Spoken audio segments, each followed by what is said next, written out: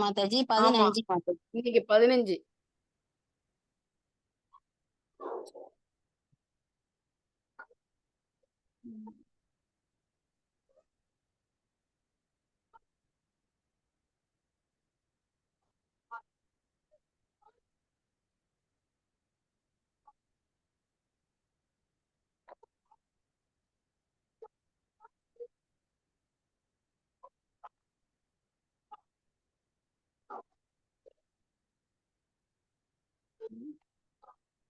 வரேன்.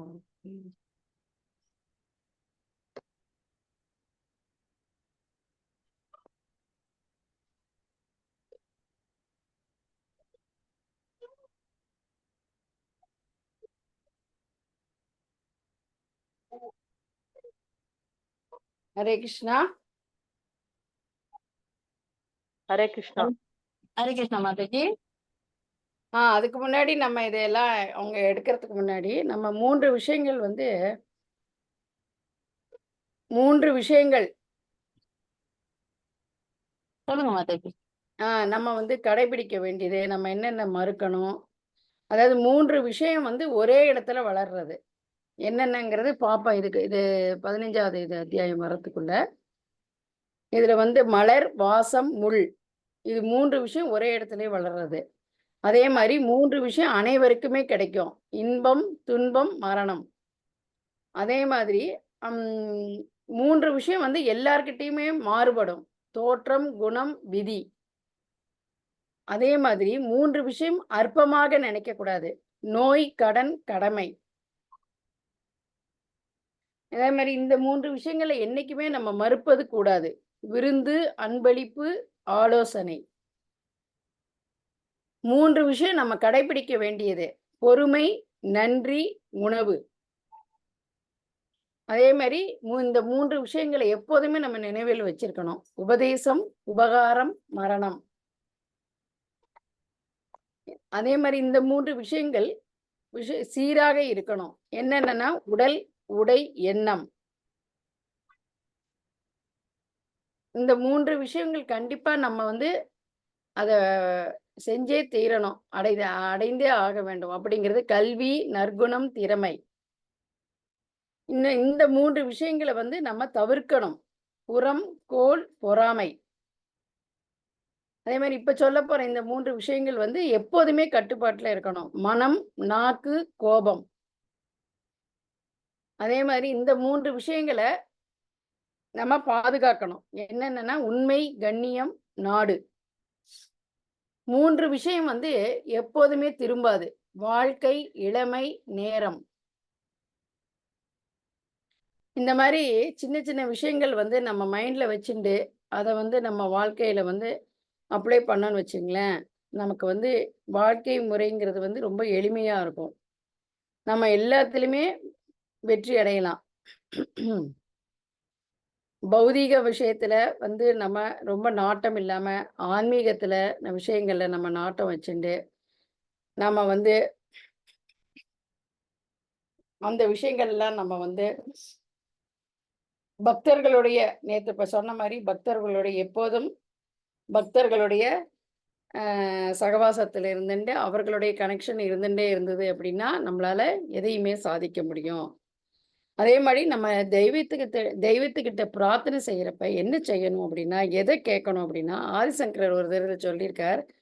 நமக்கு வந்து அவர் வழிகாட்டுறார். என்ன சொல்றார் அப்படின்னா, நாம் பக்தியோடு எதை கேட்டாலும் பகவான் வந்து நமக்கு கேட்டதை கொடுப்பார். என்ன கேட்டாலும் கொடுப்பார் பகவான். என்ன? பக்தியோடு, அன்போடு கேட்கிறப்ப. கேட்பதுல வந்து உயர்ந்த விஷயங்கள் அப்படின்னு இருக்கு. அதே மாரி கேட்பதுல மிக சாதாரண விஷயமும் இருக்கு. பிரார்த்தனை செஞ்சேன். எனக்கு நோய் சரியாயிட்டது. என்னுடைய வியாதிகள் போய்விட்டது. அப்படிம்போம். செல்வம் கிடைச்சிடுச்சு. பிரார்த்தனை செய்தேன். வேலை கிடைச்சிடுச்சு.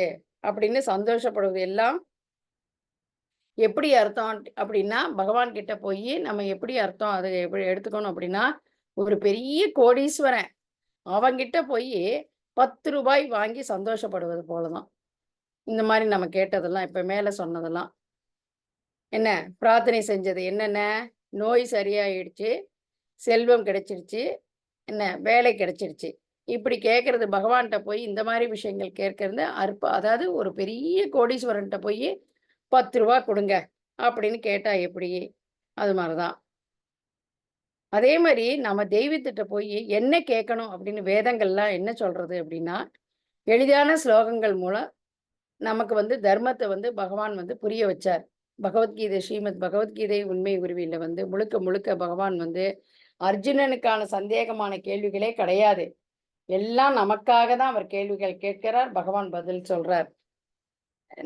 சாதாரணமா இந்த பௌதீகவாதிகள், நம்ம சாதாரணமா ஜீவாத்மாக்கள் என்ன கேட்பாங்கன்னா, தெய்வத்தின் அநேக மாணவர்கள் பொதுவாக கேட்பது, எனக்கு வேலை கிடைக்கணும், எனக்கு குழந்தை இல்லை, குழந்தை வேணும், ப்ரமோஷன் வேணும், என்னுடைய நோய் போகணும், என் பையனுக்கு பொண்ணுக்கு கல்யாணம் நடக்கணும் அப்படின்னு தான் ஜென்ரலாக கேட்பாங்க.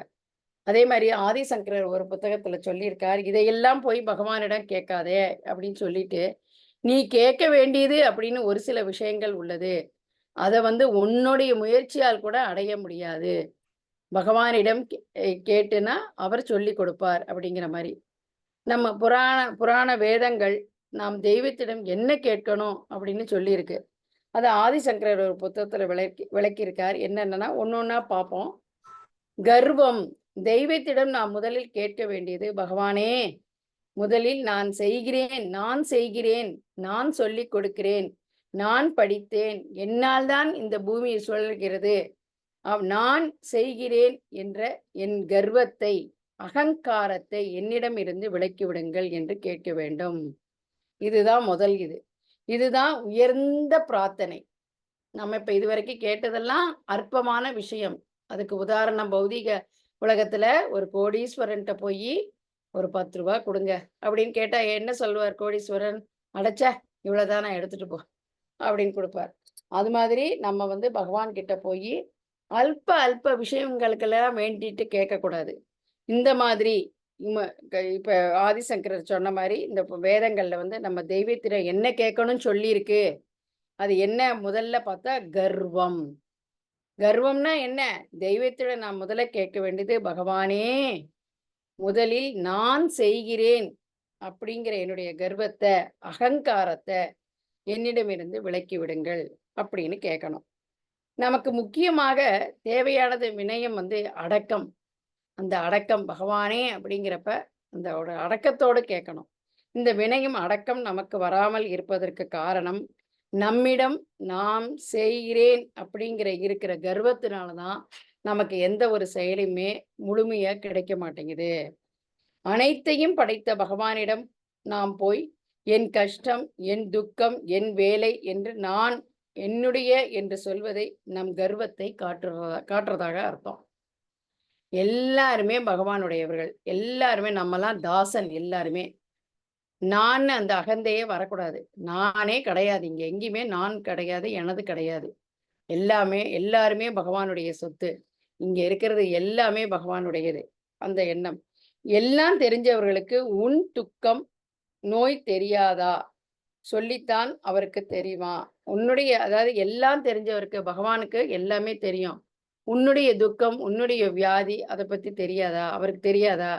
படைச்ச அவருக்கு தெரியாதா? இதுதான் முதல்ல நம்ம கர்வம். இதை பத்தி பகவானிடம் நம்ம பிரார்த்தனை பண்ணணும். பகவானே, நான் செய்கிறேன் என்ற என் கர்வத்தை, இந்த அகங்காரத்தை என்னிடம் இருந்து விலக்கி விடுங்கள். என்கிட்டேருந்து இதை முதல்ல எடுத்துருங்க. அப்பதான் என்னால பக்திங்கிற அந்த இதுவே தெரிஞ்சுக்க முடியும். படிக்கிறது பகவத்கீதை உண்மை உருவில புரிஞ்சுக்க முடியும். ஸ்ரீமத் பாகவதத்தை புரிஞ்சுக்க முடியும். பக்தர்களை புரிஞ்சுக்க முடியும். குரு என்ன சொல்றாரு, ஏன் இப்படி சொல்றாருங்கிறத என்னால அந்த தத்துவத்தை புரிஞ்சுக்க முடியும். நான் இந்த உடல் அல்ல, இந்த ஆத்மா அப்படிங்கிறத புரிஞ்சுக்க முடியும்னு பிரபா சொல்றார். இப்படி ஒவ்வொரு விஷயங்களும் ஒவ்வொரு நடைமுறையில நம்ம இது பண்ண முடியும். அதே மாதிரி வினயம், அடக்கம். நமக்கு முக்கியமான தேவை அடக்கம். அந்த அடக்கம் ஏன் நம்ம கிட்ட வரமாட்டேங்கிறதுனா, இந்த கர்வம் இருக்கிறதுனாலதான் அந்த அடக்கம் வரமாட்டேங்குது.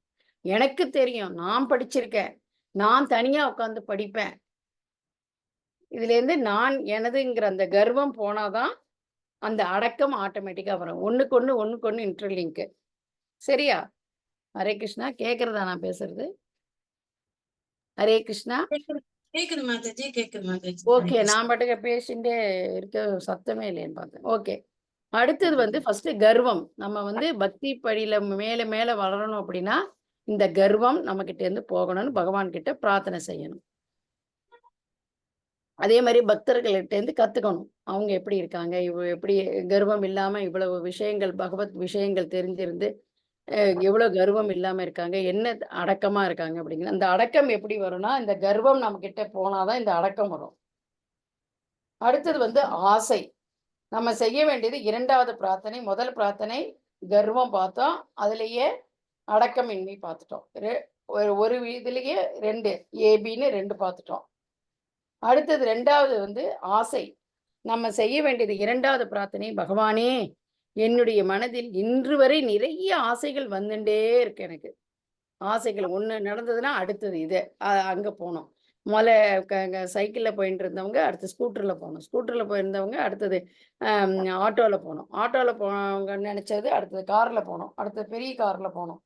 அப்புறம் ட்ரெயின்ல போனோம். அதுக்கப்புறம் ஹெலிகாப்டர்ல போனோம். அதுக்கப்புறம் ஃப்ளைட்ல போனோம். அதுக்கப்புறம் கப்பல்ல போனோம்.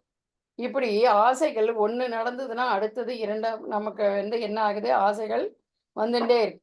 அந்த ஆசைகள் வராமல் செய்துவிடு என்பதுதான் நமக்கு அடுத்த பிரார்த்தனை அப்படின்னு சொல்றார் ஆதிசங்கரர். முதல்ல கர்வம், அந்த கர்வத்துக்குள்ள அடக்கமின்மை வரும். அந்த அடக்கமின்மை வரணும்னா அந்த கர்வம் இல்லாம இருக்கணும். அடுத்தது வந்து ஆசை. நம்ம 2வது பிரார்த்தனை என்ன செய்யணும், பகவானே இன்று வரை நிறைய ஆசைகள் வந்துட்டே இருக்கு எனக்கு, அந்த ஆசைகள்லாம் வராம தடுத்துடுங்க அப்படின்னு வேண்டிக்கணும், பிரார்த்தனை பண்ணிக்கணும். அப்புறம் நமக்கு மனதில் எத்தனை ஆசைகள் உருவாகின்றே இருக்கோ அந்த ஆசையினால துக்கங்கள் உண்டாகிறது. என்ன, நம்ம அந்த ஆசையினால என்ன ஆகுறது, துக்கங்கள்லாம் வருது. நம்ம நினைச்சிட்டு இருக்கோம் நம்ம நினைஞ்ச ஆசை நிறைவேறிடுச்சு. ஒரு ஆசையை நிறைவேற்ற முயன்றோம்னா அது பழிக்கும் போது இன்னொரு ஆசை மனதில் தோன்றுகிறது. ஜீவாத்மானாலே ஒரு ஆசை நிறைவேறிடுது, பகவான்கிட்ட வேண்டின்னு வச்சுக்கோங்க, வேண்டிண்டோ வேண்டிக்காமலோ நிறைவேறிடுது அப்படின்னா என்ன ஆகும், அடுத்தது இன்னொரு ஆசை மனதில் தோன்றுறது. அந்த ஆசையை நிறைவேற்ற முயன்றால் அது பழிக்கும் போது மற்றொரு ஆசை மனதில் விடுகிறது. இப்படி ஆசை அப்படிங்கிறதுக்கு முடிவே இல்லாத ஆசைகள் திருப்தி இல்லாதவனுக்கு வந்து கொண்டே இருக்கும். திருப்தி இல்லாததால் துக்கம் உண்டாகும். இப்படி ஆசை வளர வளர வளர என்ன ஆகும், துக்கங்களும் வந்துட்டே இருக்கும். அது நமக்கு தெரியாது கண்ணுக்கு. எப்படி நம்மளால கர்வத்தை அழிக்க முடியாது போல மனதில் வந்து கொண்டிருக்கும் இந்த ஆசைகளையும் நம் திறமையால் அழிக்கவே முடியாது. நம் திறமையால் எதையுமே நம்மளால செய்ய முடியாது. பகவானுடைய அனுக்கிரகத்தால் மட்டுமே நம்மால் அழிக்க முடியாத கர்வத்தையும் நம்மிடம் உருவாகும் ஆசையையும் அழிக்க முடியும். இதை நம்ம புரிஞ்சுக்கணும். புரிஞ்சுட்டேலா? புரியுது மாதாஜி. ஹரே கிருஷ்ணா. ஓகே. ஒரு பக்தியின் பாதையில் நம்ம மேல மேல முன்னேறோம்னா கர்வம், அந்த கர்வத்துக்குள்ள அந்த பணிவு வரணும்னா இந்த கர்வம் இல்லாம இருந்தாதான் அந்த பணிவு வரும். அடுத்தது ஆசை. நமக்கு மேல மேல ஒண்ணு நடந்ததுன்னா அடுத்ததுன்னு போயிட்டே இருக்கும். அது நம்மளால எது ஒண்ணுமே அழிக்க முடியாது, மாத்திக்க முடியாது, எதுவுமே செய்ய முடியாது. அதுக்கும் பகவானுடைய அனுக்கிரகத்தால் மட்டுமே அழிக்க முடியாத கர்வத்தையும் நம்மிடம் உருவாகும் ஆசையும் அழிக்க முடியும் அப்படிங்கிறத புரிஞ்சுக்கணும்.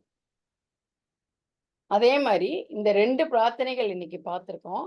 இப்ப இதை பார்த்துட்டு நம்ம வந்து இன்றைய மகாத்மியத்தை படிப்போம். 15வது மகாத்மியத்தை நாளைக்கு மற்றதை பார்ப்போம்.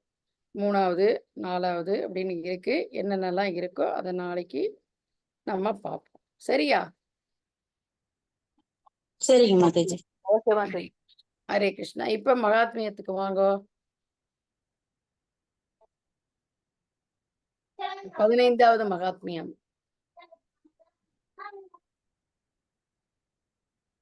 ஹரே கிருஷ்ணா.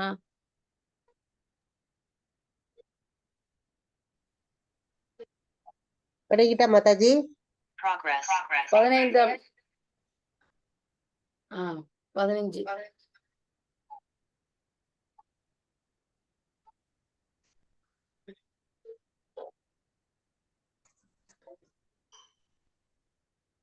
சிவபெருமான்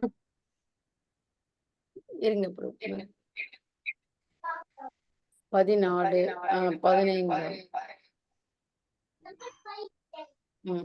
கேக்குறதா?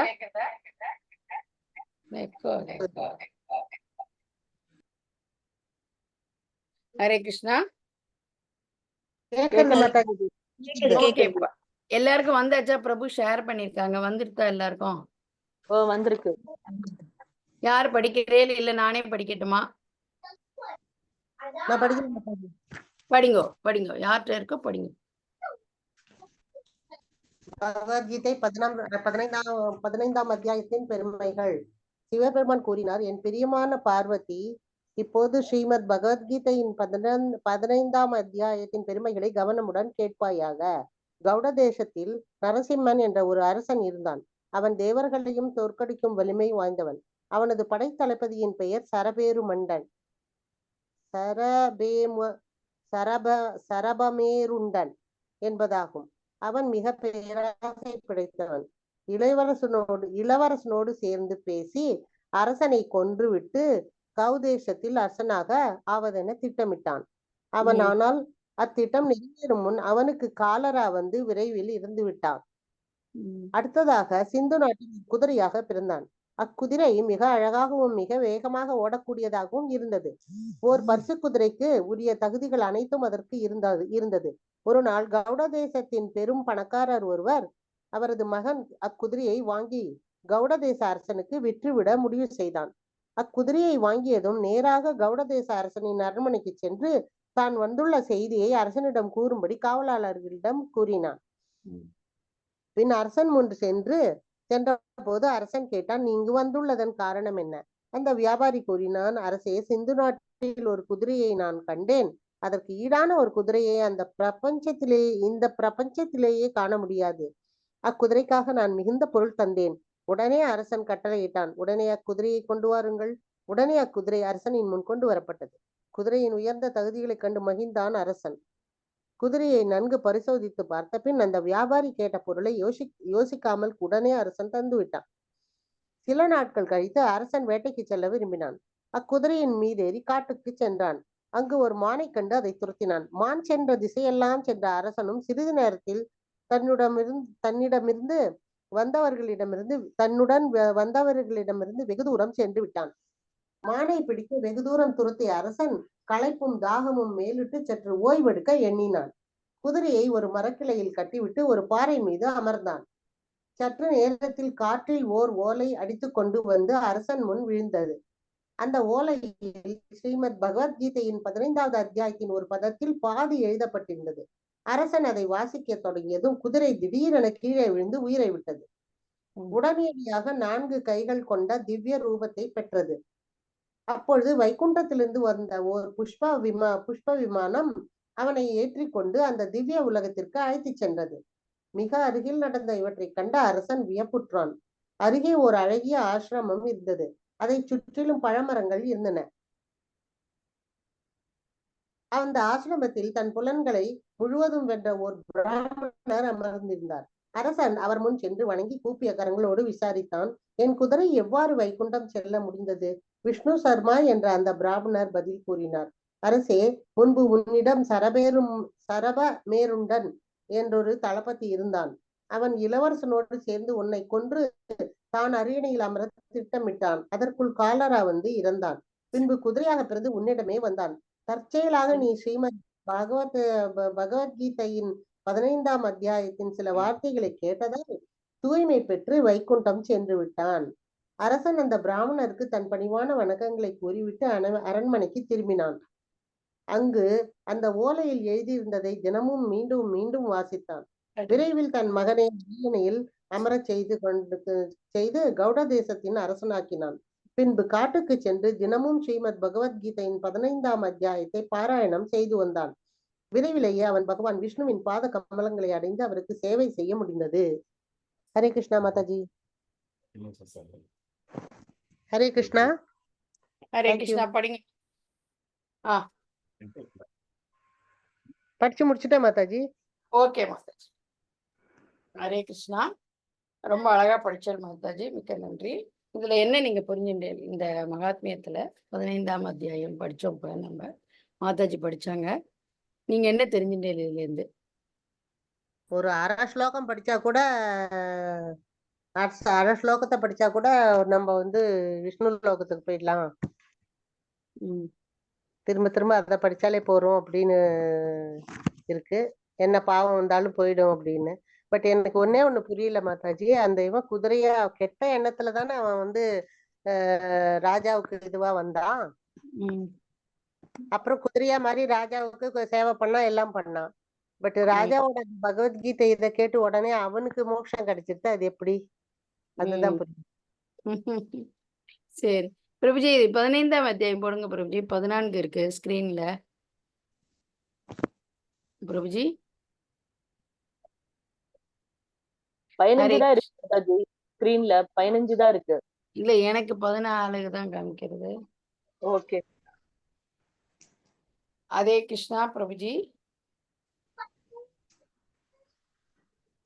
விப்ரநாராயண் பிரபுஜி.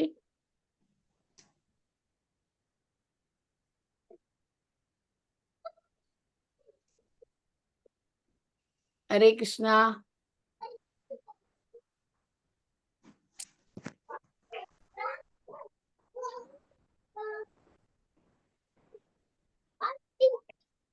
ஹரே கிருஷ்ணா பிரபுஜி.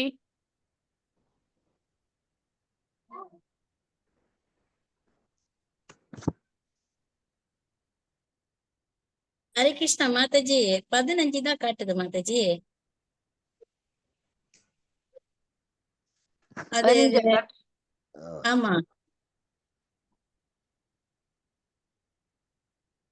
எனக்கு கூட 14 தான் வருது மாதாஜி. நான் பேப்பர்ல புக்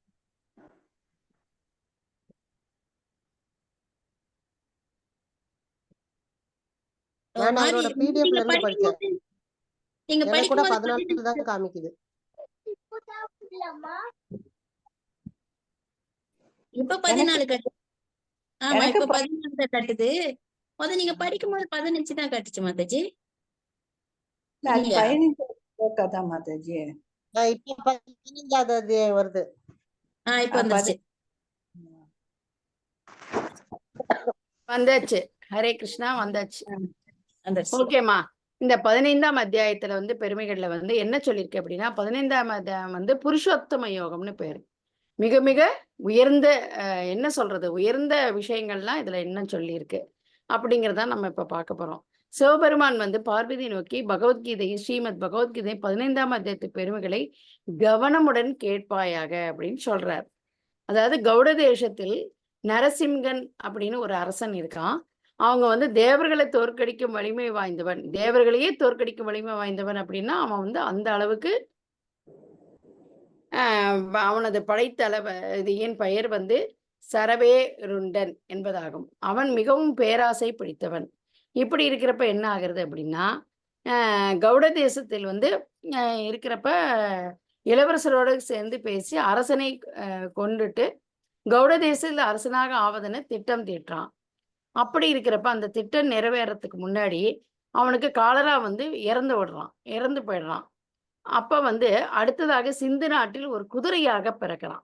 ஏற்கனவே வந்து ஒரு அரசனை வந்து கொன்றுட்டு அவன் வந்து ஆட்சிக்கு வரணும்னு நினைக்கிறான். ஆனா அவனுக்கு ஒரு சில வியாதிகள் வந்து ஒரு குதிரையா அடுத்த ஜென்மம் எடுக்கிறான். அந்த குதிரை வந்து ரொம்ப அழகாக இருக்கும், ரொம்ப வேகமாக ஓடக்கூடியது. இப்படி ஒரு சிறப்பான குதிரை அது. அது ஒரு பரிசு குதிரைக்கு உரிய தகுதிகள் அனைத்தும் அதற்கு இருந்தது. அது வந்து அவ்வளோ குவாலிட்டியான குதிரை. அது குவாலிட்டி அப்படின்னா என்ன அர்த்தம் அப்படின்னா, இந்த இடத்துல எப்படி எடுத்துக்கணும் அப்படின்னா, ரொம்ப அழகாகவும் இருந்தது, அதே மாதிரி வேகமாக ஓடக்கூடியது, அந்த மாதிரியான ஒரு புகழோட இருந்தது. அப்ப வந்து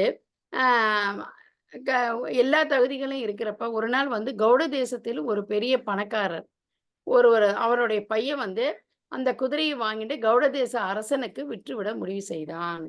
என்ன, அந்த அரசனுக்கே கௌட தேச அரசனுக்கே அதை விட்டுடலாம் அப்படின்னு முடிவு செய்யறான். அங்க இருக்கிற ஒரு பிரஜை வாங்கி அந்த குதிரையை வாங்கின உடனே நேராக கௌட தேச அரசனின் அரண்மனைக்கு சென்று தான் வந்துள்ள செய்தியை அரசனிடம் கூறும்படி காவலாட்ட சொல்றான். இந்த ஏற்கனவே இந்த கௌட தேசத்துல இவன் வந்து அங்க வந்து அவன் ஒரு படை தளபதியா இருக்கான். சபரேருண்டன் அப்படின்னு படை தளபதியின் பெயர் சரபேருண்டன் அப்படின்னு அவன் பேரு. அப்ப அவனுக்கு அரசனை கொன்னுட்டு அவன் வந்து ராஜ்யத்தை அடையணும் அப்படின்னு நினைக்கிறான் அந்த கௌட தேசத்தை. ஆனா அதற்கு முன்னாடி என்ன ஆகிறது, அவனுக்கு காலரா அப்படிங்கிற ஒரு வியாதி வந்து அவன் இறந்துடுறான். ஆனா அதுக்கு பக்கத்துல இருக்கிற ஒரு சிந்து நாட்டுல வந்து அந்த குதிரை வந்து பிறக்கிறது. பிறக்கிறதுனா என்ன, அந்த நாட்டுல அந்த இது குதிரை இருக்கிற மாதிரியான நெக்ஸ்ட் அடுத்த ஜென்மம். அப்படி இருக்கிறப்ப என்ன ஆகுது அப்படின்னா, இந்த கவுட தேசத்துடைய அங்க இருக்கிற ஒரு பணக்காரனுடைய பையன் வாங்கி அதை கவுட தேச அரசருக்கே கொடுத்துடுறான். அப்படி இருக்கிறப்ப என்ன ஆகுறது அப்படின்னா, அரசனின் முன் முன் சென்ற போது அரசன் கேட்டா, நீ இங்கு வந்துள்ளதன் காரணம் என்ன? அதாவது கவுட தேசத்தை அந்த குதிரையை வாங்கி கவுட தேசத்துக்கு அரண்மனைக்கு சென்று தான் வந்துள்ள செய்தியை சொல்றான். நான் இது மாதிரி வந்திருக்கேன், அரசர்கிட்ட போய் சொல்லுங்க அப்படின்னு. அரசன் முன்னாடி போனவொடனே, நீ இங்கு வந்ததுக்கு காரணம் என்ன அப்படின்னு கேட்கிறாரு அவர் அரசன். அந்த வியாபாரி கூறின, அரசே, சிந்து நாட்டில் ஒரு குதிரையை நான் கண்டேன். அதற்கு ஈடான ஒரு குதிரையை அந்த பிரபஞ்சத்திலே காண முடியாது. அக்குதிரைக்காக நான் மிகுந்த பொருள் தந்தேன். உடனே அரசன் கட்டளையிட்டான். உடனே அக்குதிரையை கொண்டு வாருங்கள். உடனே அக்குதிரை அரசனின் முன் கொண்டு வரப்பட்டது. குதிரையின் உயர்ந்த தகுதிகளை கண்டு மகிழ்ந்தான் அரசன். குதிரையை நன்கு பரிசோதித்து பார்த்த பின் அந்த வியாபாரி கேட்ட பொருளை யோசிக்காமல் உடனே அரசன் தந்துவிட்டான்.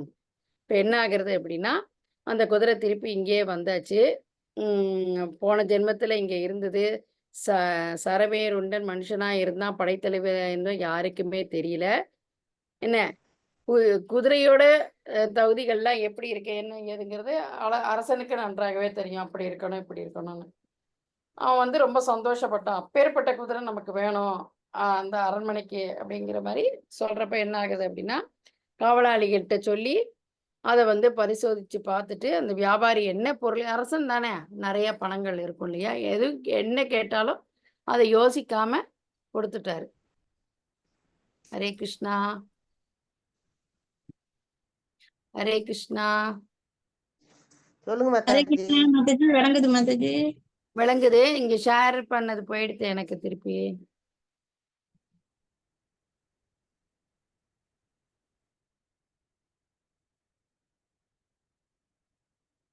ஹரே கிருஷ்ணா.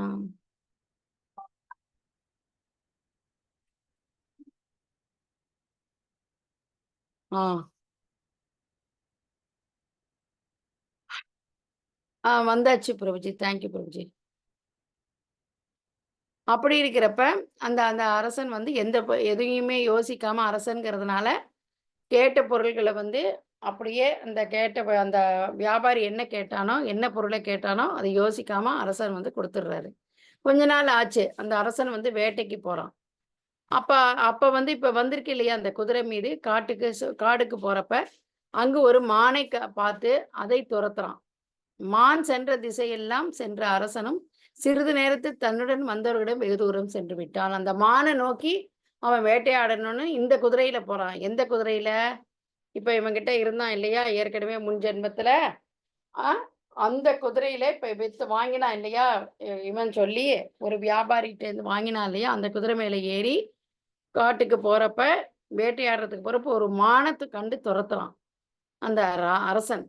துரத்துறப்ப என்ன ஆகுது, அந்த மான் வந்து ரொம்ப தூரம் போயிடுறது. ரொம்ப தூரம் போன உடனே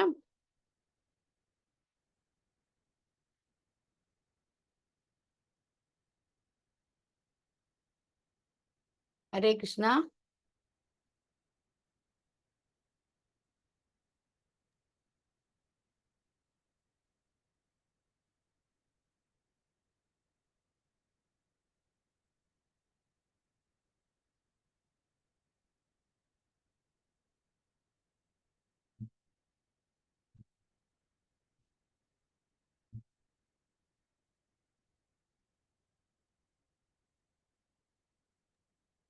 ஹரே கிருஷ்ணா மாதாஜி. நீங்க பேசுறது விளங்கல மாதாஜி.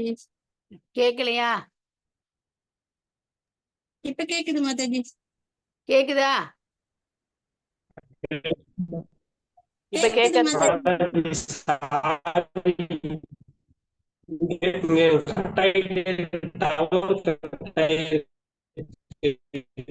நீங்க என்ன சொல்றீங்கன்னு கேட்கல பிரபுஜி எனக்கு. ஓகே, இதை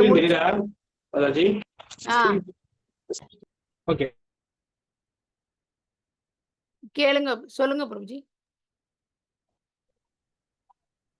ஹரே கிருஷ்ணா. இல்ல எல்லாருக்கும் ஸ்கிரீன் கேக்குதா? ஸ்கிரீன் இதுதான் கிட்ட ஸ்கிரீன் தெரியுதா உங்களுக்கு? ஸ்கிரீன் தெரியுதா? இப்பதான் வந்திருக்கு. இப்ப போயிடுச்சு நடுவுல, திருப்பி இப்ப வந்தாச்சு. ஓகே பிரபுஜி, நான் கண்டினியூ பண்றேன். அப்ப இந்த அரசன் வந்து கேக்குறதா மாதாஜி? பேசுறது கேக்குறதா? கேக்குது மாதாஜி, ஓகேம்மா, கேக்குது. ஓகே. அவ வந்து மானை நோக்கி அவன் போயிட்டே இருக்கிறப்ப அரசன் வந்து சிறிது நேரத்துல வந்து என்ன ஆகுறதுன்னா, அந்த மான் எங்கெல்லாம் போகுதோ அரசன் அங்கேயே போறப்ப என்ன ஆகுறதுன்னா, தான் கூட யாரெல்லாம் வந்தாங்களோ அவங்கெல்லாம் ரொம்ப தூரம் போயிடுறாங்க. அப்ப அந்த மானை பிடிக்கிறதுக்காக ரொம்ப தூரம் துரத்திய அரசன் வந்து ரொம்ப டயர்ட் ஆயிடுறாரு. எவ்வளவு தூரம் போயிட்டே இருக்க முடியும் மான் போற வேகத்துக்கு? சற்று ஓய்வு எடுக்கலாம் அப்படிங்கிறாரு. அப்ப வந்து குதிரையை வந்து ஒரு மரக்கிளையில் கட்டிட்டு ஒரு பாறை மீது அமர்றாரு அந்த அரசன். ஒரு மரக்கிளை அங்க ஒண்ணு இருக்கு. அதுல கட்டி விட்டுட்டு குதிரைய அவர் வந்து இளைப்பாறுறாரு கொஞ்சம். இங்க கட்டிட்டு ஒரு பாறை மீது உட்கார்ந்துட்டு இளைப்பாறுறாரு. அப்ப என்ன ஆகுது? காற்றுல வந்து ஒரு ஓலை அடிச்சு கொண்டு வருது. ஒரு காத்துல அவ்வளவு கொஞ்ச நேரத்துல என்ன ஆகுது? ஒரு காத்துல அரசன் முன் வந்து விழுந்து அந்த ஓலையில வந்து ஸ்ரீமத் பகவத்கீதையின் 15ஆம் அத்தியாயத்தின் ஒரு பதத்தில் பாதி எழுதப்பட்டிருக்கு. 15ஆம் அத்தியாயத்துல ஒரு பதத்துல பாதி விஷயங்கள் எழுதியிருக்கு அதுல. அரசன் அதை வாங்கி இல்ல, அங்க காத்துல வருது. அதை வாசிக்கத் தொடங்கியதும் குதிரை திடீரென கீழே விழுந்து உயிரை விட்டது. அந்த பகவத்கீதை அந்த இதை படிச்ச உடனே, அதை கேட்ட உடனே குதிரை வந்து என்ன ஆகுறது? உயிரை விட்டுறது. அப்ப என்ன ஆகுறது அப்படின்னா, இதுல நம்ம வந்து என்ன புரிஞ்சுக்கணும் அப்படின்னா,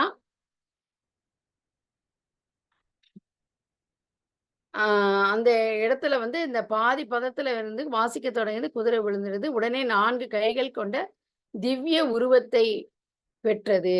அப்பொழுது வைகுண்டத்திலிருந்து வந்த ஒரு புஷ்ப விமானம் அவனை ஏற்றிக்கொண்டு அந்த திவ்ய உலகிற்கு அழைத்து சென்றது.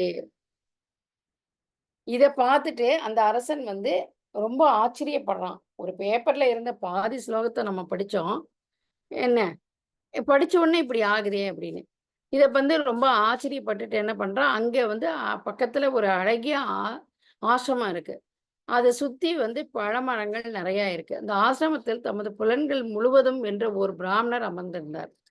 அந்த மாதிரியான ஒரு ஆசிரமத்துல அவர் எதுக்கும் ஆசைப்படாம, எந்த விதமான இச்சாவும் இல்லாம, எது எந்த விதமான இதுவும் எதிர்பார்ப்பும் இல்லாம பகவானே பிரார்த்தனை பண்ணிட்டு ஒரு பிராமணர் இருக்காரு. அரசன் அவரை முன் சென்று வணங்கி கூப்பிய கரங்களோடு விசாரித்தான். என் குதிரை எவ்வாறு வைகுண்டம் செல்ல முடிந்தது? விஷ்ணு சர்மா என்று அந்த பிராமணர் பதில் சொல்றாரு. எப்படி என்னுடைய குதிரையினால வைகுண்டத்துக்கு போக முடிஞ்சது? எனக்கு சொல்லுங்களேன் அப்படின்னு அவருக்கு ஆசிரமத்துல இருந்த பிராமணர்கிட்ட விஷ்ணு சர்மா அப்படின்னு அந்த பிராமணர்கிட்ட கேட்கிறாரு. உடனே அவர் பதில் சொல்றாரு, அரசே, நீங்க வந்து உங்களோட சரப மேருண்டன் அப்படின்னு ஒரு தளபதி இருந்தான். அவன் வந்து இளவரசரோடு சேர்ந்து உன்னை கொன்னுட்டு தான் அரியணையில் அமர திட்டமிட்டான். அதுக்குள்ள அவனுக்கு காலரா வந்தது. குதிரை பிறந்து திருப்பி அடுத்த ஜென்மத்துல குதிரை பிறந்து உன்கிட்டயே வந்தது. தற்செயலாக நீங்க வந்து பகவத்கீதையின் 15ஆம் அத்தியாயத்தில் சில வார்த்தைகளை கேட்டதுனால அந்த குதிரை தூய்மை பெற்று வைகுண்டம் சென்று விட்டான். அப்படின்னா பாத்துக்கோ, ஒருத்தருக்கு எந்த விதமான சம்பந்தமும் இல்லை. அந்த மேருண்டன் வந்து அவன் பேர் என்ன மறந்துட்டேன். அந்த தளபதி பேர் என்னம்மா? இப்ப சொன்னேனேம்மா, சரப மேருண்டன். அவருக்கு வந்து அவர் வந்து என்ன ஆகுறதுன்னா, அவருக்கு சம்மந்தம் இல்லை. இவருக்கு தெரியல, அரசனுக்கு தெரியல அந்த குதிரை யாரு என்ன விவரம்னு. ஆனா அந்த குதிரை பாதி ஸ்லோகத்தை இந்த 15ஆவது அத்தியாயம் புருஷோத்தம யோகம்னு பேரு. பகவான் புருஷோத்தமரை குளோரிஃபிகேஷன் பண்றது. இந்த ஃபுல் விஷயங்களும் அதுல இருக்கிறது அத்தியாயத்துல. அதை வந்து காலரா வந்து இறந்து மறுஜன்மம் எடுத்தாலும் அது பகவத்கீதை 15ஆம் அத்தியாயம் சில வார்த்தைகளை கேட்டதால் தூய்மை பெற்று அவன் வந்து கெடுதல் நினைக்கிறான். ஒரு அரசனை கொல்லணும், தன்னுடைய அவன் தளபதியா இருந்தாலும் அவனுடைய இவனோட கூட்டாளியோட சேர்ந்துட்டு அரசனை கொன்னுட்டு தான் பதவி ஏற்கணும்னு நினைக்கிறான். ஆனா நினைக்கிறப்பயே அவனுக்கு வந்து அவனுடைய கர்மா பிரகாரம் அப்ப எவ்வளவு கொடூரனா இருப்பான். காலரா வந்து அவனே இறந்து போயிடுறான். இந்த ராஜாவை கொல்லணும்னு நினைக்கிற அந்த மேருண்டன் வந்து அவனே இறந்து போயிடுறான். இறந்து போடுறதோட இல்லாம அடுத்த ஜென்மத்துல பக்கத்துல இருக்கிற ஊர்ல குதிரையா பிறக்கிறான். ஏன்னா அவன் ஒரு தளபதியா இருந்ததுனால அவனுடைய நினைவுகள் எப்பொழுதும் குதிரை, யானை இது சம்பந்தமாவே இருந்திருக்கு. புரியுறதா நான் சொல்றது இந்த இடத்துல? புரியுது மாதாஜி. அவனுடைய புரியுது. கடமைகள் கர்மா பிரகாரம் அவன் வந்து ஒரு தளபதியா இருக்கணும்னு இருக்கு. இருக்கிறதோட மட்டும் இல்ல, கெட்ட எண்ணங்கள், பொறாமை, நான் ராஜா மாதிரி வாழணும் அப்படிங்கிற அந்த பொறாமை, ஆசை, இப்பதானே படிச்சோம் ஆசையை பத்தி. கர்வம், நம்ம வாழணும், நம்ம அரசனா இருக்கணும் அப்படிங்கிற அந்த ஆசை, அந்த கர்வம் இதெல்லாம் வந்துடுறதுனால என்ன ஆகுறது, அவனுக்கு அரசரை கொல்லவே முடியல. அதுக்கு முன்னாடியே காலரா வந்து அவன் இறந்து போயிடுறான். இறந்தாலும் மட்டும் இல்ல, அவங்க வந்து தற்செயலா அந்த ராஜா வந்து யாரை கொல்லணும்னு நினைச்சா அந்த ராஜாவே அவருக்கும் தெரியாது இந்த குதிரை ரூபத்துல இருக்கான் தன்னுடைய தளபதின்னு. அவர் இந்த 15ஆம் அத்தியாயத்தினுடைய பாதி ஸ்லோகம் தான், முழுவதும் கூட இல்ல. சில வார்த்தைகளை கேட்டதுனால தூய்மை பெற்றுறான். யாரு? அந்த மேருண்டன்கிற தளபதி. தூய்மை பெற்றது மட்டும் இல்ல, வைகுண்டம் போயிடுறான். அந்த அளவுக்கு இந்த 15ஆம் அத்தியாயம் வந்து இப்ப இதுவரைக்கும் படித்ததை விட இன்னும் மோசந்தது அப்படிங்கிறத இந்த விஷயத்த புரிஞ்சுக்கணும். ஒண்ணு. அதே மாதிரி எண்ணங்கள் தவறுதலாக இருந்தாலும், கெட்ட எண்ணங்கள் இருந்தாலும், பேராசை இருந்தாலும், அந்த ஸ்ரீமத் பகவத்கீதையின் 15ஆம் அத்தியாயத்தை படிப்பதனால வார்த்தைகளை கேட்ட உள்ள படிக்க கூட இல்லை. அரை ஸ்லோகம் அந்த வார்த்தைகளை கேட்டதுனாலேயே தூய்மை பெற்று பியூரிஃபிகேஷன் ஆகி அவன் வந்து வைகுண்டம் போயிடுறான். அரசன் வந்து அந்த பிராமணருக்கு தன் பணிவான வணக்கங்களை கூறிட்டு, இவ்வளோ அழகா எங்களுக்கு எடுத்து சொன்னீங்களே, எனக்கு புரியவே இல்லை அப்படின்ட்டு அவருக்கு தெரிஞ்சுன்ட்டு, பாரு அவன் நம்மளை கொல்ல வந்துன்னு நினைச்சா கூட அவனுடைய புலன்கள் எல்லாம் பகவான் வந்து பியூரிஃபிகேஷன் பண்ணிட்டாரு அப்படின்னா இதுலேருந்து என்ன தெரிஞ்சுக்கணும்னா, அந்த பாதி ஸ்லோகத்தை படிச்சதுக்கே இப்படி அப்படின்னா அவ்வளோ தவறுகள் செய்திருந்த அந்த மேருண்டனைய இது பண்ணார் அப்படின்னா பார்த்துக்கங்க நீங்க அதோடைய மகிமை, இந்த 15ஆம் அத்தியாயத்தோட மகிமை அப்படிங்கிற மாதிரி. அந்த பிராமணருக்கு பணிவான வணக்கத்தை அரசர் தெரிவிச்சுக்கிட்டு என்ன பண்றாரு,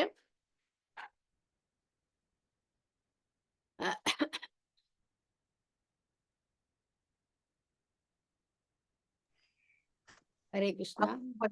15வது அத்தியாயத்தை அந்த பிராமணர் வந்து பணிவான வணக்கங்களை தெரிஞ்சுக்கிட்டு அரண்மனைக்கு போறான். யாரு? அரசன். என்ன போறப்ப அந்த ஓலையில எழுந்தது தினமும் மீண்டும் மீண்டும் வாசிக்கிறான். யாரு? இந்த ராஜா.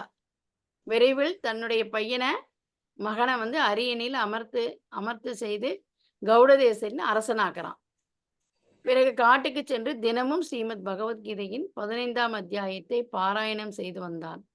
விரைவிலேயே அவன் பகவான் விஷ்ணுவின் பாத கமலங்களை அடைந்து அவருக்கு சேவை செய்ய முடிந்தது.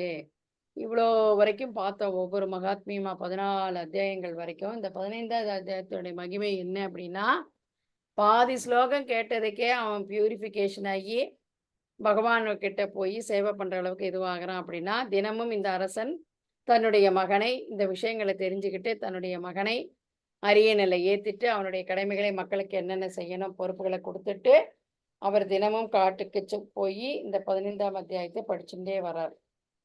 படிக்கிறதுனால கூடிய சீக்கிரத்திலேயே அவருக்கு இந்த ஜென்மத்திலே என்ன ஆயிடுறது, பகவான் விஷ்ணுவோட பாத கமலங்கள் அடைந்து அவருக்கு எப்போதும் சேவை செய்ய முடிஞ்சது. இதுலேருந்து நம்மளும் என்ன செய்யணும் அப்படின்னா, இது வரைக்கும் 14 வரைக்கும் பார்த்தோம். இந்த 15ல வந்து இது மாதிரி இந்த இந்த மகாத்மியத்துல போட்டிருக்கு. அப்படின்னா நம்ம என்ன செய்யணும் அப்படின்னா, டெய்லி பகவத்கீதை எல்லா ஸ்லோகங்கள் மொழிபெயர்ப்பு படிச்சுட்டே இருக்கணும் திருப்பி திருப்பி. எவ்வளோக்கு எவ்வளோ படிக்கிறீங்களோ உங்களுக்கு அவ்வளோக்கு அவ்வளோ பகவான் கருணாமூர்த்தியா இருந்து நமக்கு உடனே இந்த ஜென்மத்திலே நம்ம பகவான் கிட்ட போய் எல்லா பணிவிடை செய்யற மாதிரியான ஒரு பாக்கியம் எல்லாருக்குமே கிடைக்கும். இததான் பிரபுபாதர் வந்து எளிமையான முறையில் சொல்லியிருக்கார். நம்ம இந்த உடல் அல்ல, ஆத்மாங்கிறத புரிஞ்சுக்கணும். இதுதான் ஆத்ம ஞானம் அப்படிங்கிறத நம்ம தெரிஞ்சுக்க முடியும். அதுக்கு என்ன பண்ணணும்னா பக்தர்களுடைய சங்கமத்துல இருக்கணும். உயர்ந்த பக்தர்களுடைய அவங்க என்ன சொல்றாங்களோ அதை நம்ம கேட்கணும். அப்படியே குரு சொல்ற வார்த்தைகளை நம்ம மதிக்கணும், அவருக்கு ரெஸ்பெக்ட் கொடுக்கணும். அவர் என்ன சொல்றாரோ அதை அப்படியே நம்ம செய்யணும். நம்மளா நான் இதை செய்யறேன் அப்படின்னு சொல்லக்கூடாது. கர்வம் நம்ம கிட்ட இருந்து போகணும். அதுக்குள்ளேயே பணிவு இருக்கணும். பணிவு இருந்தாதான் கர்வம் போகும். அதே மாதிரி ஆசைகள் இருக்கக்கூடாது. அவன் பேராசைப்பட்டான் அந்த தளபதி. அரசனை கொன்னுட்டு நம்ம தளபதியா இருக்கக்கூடாது, நம்ம அரசனா ஆகணும்னு. அப்பேற்பட்ட தயாளுவா இருக்கார் பகவான். அப்படி நினைச்சவனே, கெடுதல் நினைச்சவனே அவர் வந்து மன்னிச்சு எல்லா பாவங்களையும் அந்த பகவத்கீதை 15 படிக்க புருஷோத்தம யோகங்கிறத படிக்கிறதுனால என்ன ஆகுறது? அரை ஸ்லோகம்தான், முழு அத்தியாயமோ ஒரு முழு பதமோ கிடையாது. அனுப்பிச்சிட்டு அவர் வந்து இது பண்றார். அனுப்புறப்ப இந்த அரசன் வந்து தினமும் படிக்கிறதுனால என்ன ஆகுறது? பாராயணம் செய்யறதுனால 15வது அத்தியாயத்தம் ரொம்ப 20-28 ஸ்லோகம் தான் இருக்கு. அதுல ரொம்ப கம்மி தான். அதை நம்ம தினமும் படிச்சா நமக்கும் இந்த மாதிரி இந்த அரசனுக்கு கிடைச்ச மாதிரி பகவானுடைய விஷ்ணுவின் பாத கமலம் அடைஞ்சு அவருக்கு எப்போதும் நம்மளால சேவை செய்ய முடியும். அப்படிங்கிறத இந்த 15ஆம் அத்தியாயத்துல மிகப்பெரிய மகாத்மியத்தை நம்ம இன்னைக்கு தெரிஞ்சுட்டு இருக்கோம். அதனால பகவத்கீதையில இருக்கிற ஒவ்வொரு அத்தியாயத்துக்கும் ஒவ்வொரு மகிமைகள் கொடுத்துருக்கு. அந்த ஒவ்வொரு மகிமைகளும் நம்ம தினமும் படிக்கணும். தினமும் படிச்சுட்டு நம்ம வந்து ஒவ்வொன்றையும் நம்ம வாழ்க்கையில அதை வந்து அப்ளை பண்ணோம் அப்படின்னா, நடைமுறைக்கு எடுத்துட்டு வந்தோம் அப்படின்னா, நம்ம பகவானே நமக்கு எல்லாத்தையும் நமக்கு கொடுப்பார். நம்ம கேட்கவே வேண்டாம் எதையுமே. இதுன்னு எல்லாமே பகவானே கொடுத்துருவார். இதுதான் இந்த அத்தியாயத்திலேருந்து நம்ம புரிஞ்சுட்டது. நீங்க எதுவும் ஷேர் பண்ணிக்கிறதுனா பண்ணிக்கலாம். இல்லை எதுவும் கேள்விகள், சந்தேகங்கள் கேட்கறதுனா கேட்கலாம். ஹரே கிருஷ்ணா. ஹரே கிருஷ்ணா மாதாஜி. எனக்கு ஒரு சந்தேகம் மாதாஜி. கேளுங்க மாதாஜி. மாதாஜி, இப்ப நம்ம படிச்ச வரைக்கும் எல்லாமே வந்து தானா எதுவும் நடக்கலையே மாதாஜி? பகவானோட ஏற்பாடுல தான் நடக்குதா மாதாஜி? இப்ப அவரு ஆமா ஆமா எல்லாமே இப்ப நம்ம பகவானுடைய ஏற்பாடு. எதுக்காக இப்ப நம்ம பகவான் ஏற்பாடு பண்றாருன்னா, நம்மெல்லாம் தெரிஞ்சுக்காம இன்னும் இங்கேயே இருக்கணும்னு நினைக்கிறோமே, அதுக்காக தான் பகவான் ஒவ்வொருத்தர் அவர் எப்போதும் தனியா வரவே மாட்டார். பகவான் எப்போதுமே அவருடைய சகாக்களோட தான் வருவார். பலராமர், ஸ்ரீமதி ராதாராணி, இப்படி எல்லாருடைய சகாக்களோட தான் வருவார் பகவான் இறங்கி. வந்து நமக்கெல்லாம் புரிய வைக்கிறதுக்கு தான் ஒவ்வொருத்தரையா சொல்லின்னு வந்தார். நாளடைவில் போயிடுறது. விவஸ்வானுக்கு சொல்றார், மனு விஸ்வாக்கு சொல்லி, விவஸ்வானுக்கு சொல்லி, அப்புறம் திருப்பி எல்லாம் மறந்து போயிடுறோம். நம்ம தான் இங்க பௌதிக உலகத்திலேயே எல்லாத்தையும் என்ஜாய் பண்ணிட்டு இதுதான் நிரந்தரம், இதுதான் நமக்கு ஆனந்தம் அப்படின்லாம் நினைச்சிட்டு இருக்கோம். ஆமா அதெல்லாம் மறந்து போயிடுறோம். மறக்க திருப்பி ஞாபகப்படுத்துறதுக்காக பகவானே வர்றார். ஒவ்வொரு லோகத்திலையும் ஒவ்வொரு மாதிரிக்கு சொல்றாரு. நமக்கு திருப்பி திருப்பி எடுத்து சொல்றார். விவஸ்வானுக்கு சொல்லியே மறந்து போயிடுத்து. அதனால திருப்பி இந்த மகாபாரதத்துல அவரே எல்லாத்தையும் ஏற்பாடு பண்றார். எல்லாம் போர் வர வைக்கிறார். எல்லாமே ஏற்பாடுகள் பண்றார். எதுக்காக பண்றார்? எல்லாம் நமக்காக தான். நம்ம இதெல்லாம் கேட்டு வேதங்கள்லாம் படிக்க முடியாது. கேளுங்க மாதாஜி. இப்ப நம்ம வாழ்க்கையில நடக்கிறது பகவானோட ஏற்பாடுல தான் நடக்குதா மாதாஜி? நம்ம வாழ்க்கையில நடந்து நம்ம ஆசைப்பட்டதுனால இந்த உடல் கிடைச்சிருக்கு. நம்ம ஆசைப்பட்டதுக்கு தகுந்த மாதிரி இந்த உடல் கிடைச்சிருக்கு. அந்த உடல்ல நம்ம என்ன செய்யணுமோ, பகவானை மறந்துட்டோம், திருப்பி போகணுமே, அந்த விஷயங்களை செய்யாம நம்ம என்ன ஆசைப்பட்டோமோ அதற்கான விஷயங்களை செஞ்சுட்டு இருக்கோம் பௌதிக உலகத்துல. ஆமா. ஆனா பகவான் என்ன சொல்றாருன்னா, உன்னுடைய ஆசையும் செஞ்சுட்டு என்னுடைய பேரலரா என்னை வச்சுட்டு எல்லா விஷயங்களையும் செய்ய அப்படிங்கிறார். நம்ம அதை செய்ய மாட்டேங்கிறோம். நமக்கு ஆசைகள்லாம் நடந்துடுது அப்படின்னா கம்ப்ளீட்டா பகவானை மறந்துடுவோம். நமக்கு கஷ்டம்னு வர்றப்பதான் நம்ம வந்து பகவானை நினைப்போம். பகவானே என்னை காப்பாத்துப்பா, எனக்கு இது மாதிரி கதி தெரியல, வழி தெரியல, பைசா இல்ல, அது இல்ல, நிம்மதி இல்ல, எனக்கு வியாதி வந்துடுத்து, அது இல்ல, இது இல்ல. எப்ப இல்ல இல்லன்னு நினைக்கிறோம் அப்பதான் பகவானோட ஞாபகமே வரும் நமக்கு. இருக்கிறப்ப நமக்கு பகவான் ஞாபகமே வராது. நம்ம சந்தோஷமா இப்ப அவர் என்ன சொல்றாரு? சந்தோஷமா இருந்தாலும் துக்கமா இருந்தாலும் என்னைய சென்ட்ரலா வச்சுட்டு என்னைய நீ இதுவா வச்சுட்டு பண்ணு, பேரலா பண்ணு, அதையும் பண்ணு அப்படிங்கிறார். உன்னுடைய கடமை நீ செஞ்சுதான் ஆகணும், வேற வழி இல்ல. ஆசைப்பட்டுட்ட, என்ன வச்சுட்டு அந்த ஆசைகள்லாம் நிறைவேற்றிக்கோ அப்படிங்கிறார். எது ஒண்ணு செஞ்சாலும் கெட்ட விஷயமோ நல்ல விஷயமோ கிருஷ்ணா அர்ப்பணம் சொல்லிட்டு நம்ம ஆரம்பிக்கணும். பகவான் கிருஷ்ணன் நினைச்சுன்னே, பகவானே இது நல்லதா கெட்டதான்னு தெரியல, நான் செஞ்சுட்டு போறேன், நீங்க தான் பாத்துக்கணும் அப்படின்னு சொல்லிட்டு நம்ம எது ஒண்ணுக்குமே தண்ணி குடிக்கிறதுலேருந்து பிரசாதம் சாப்பிட்றதுலேருந்து, அதான் சொல்றேனே, always remember Krishna, never forget Krishna at any circumstances. எந்த விதமான சூழ்நிலையிலும், சுகமோ துக்கமோ மழையோ வெயிலோ எந்த மாதிரி ஒரு சூழ்நிலை இருந்தாலும் நமக்கு பகவான் கிருஷ்ணனோட ஞாபகம் வரணும். அதுதான் இந்த இந்த இதுல அத்தியாயத்துல நம்ம தெரிஞ்சுக்க வேண்டியது. அந்த அரை பதத்தை படிச்சதுக்கே எப்படி அப்படின்னா, முழு 15 அத்தியாயம் படிச்சோம்னா என்ன கதி பார்த்துக்கோங்க. எவ்வளவு பியூரிஃபிகேஷன் ஆகும். நம்ம கிட்ட இருக்கிற ஆத்மாவை சுத்தி இருக்கிற மத காம மோக மத ஆச்சரியம் அப்படிங்கிற மாதிரி இருக்கு இல்லையா? எல்லாம் எல்லாருக்குமே இருக்கு. யாருக்குமே அந்த குறைகள்லாம் இருக்கிறதுனாலதான் இங்க பூமியில பிறந்திருக்கும்.